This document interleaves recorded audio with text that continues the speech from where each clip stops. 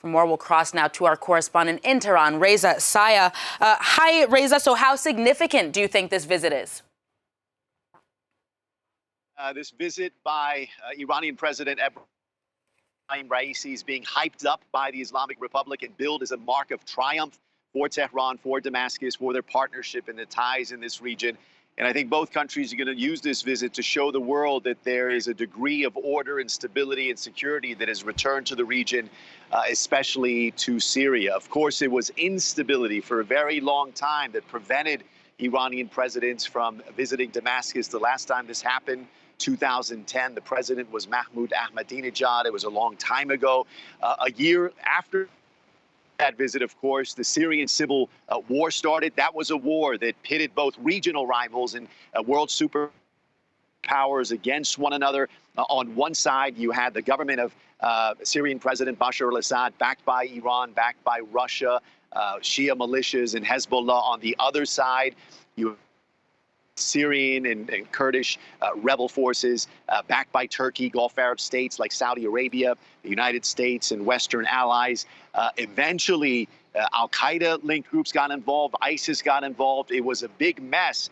And in that mess, the government of Bashar al-Assad was in serious jeopardy. He lost much of the country. And from Iran's point of view, they couldn't afford to lose their closest Arab ally. So they stepped in with a lot of financial help, military help.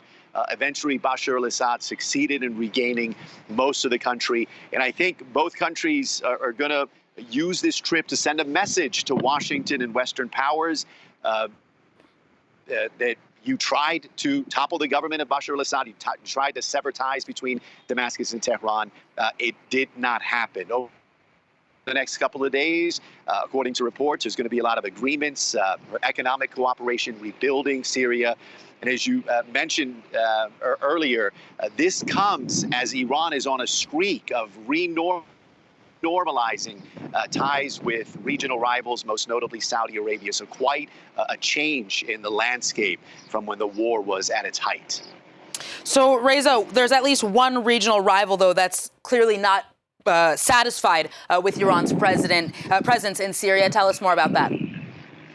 Yeah, that, of course, is Israel. On Monday, there were reports of a number of Israeli airstrikes, missile strikes targeting the airport of Aleppo and surrounding areas. Of course, Israel.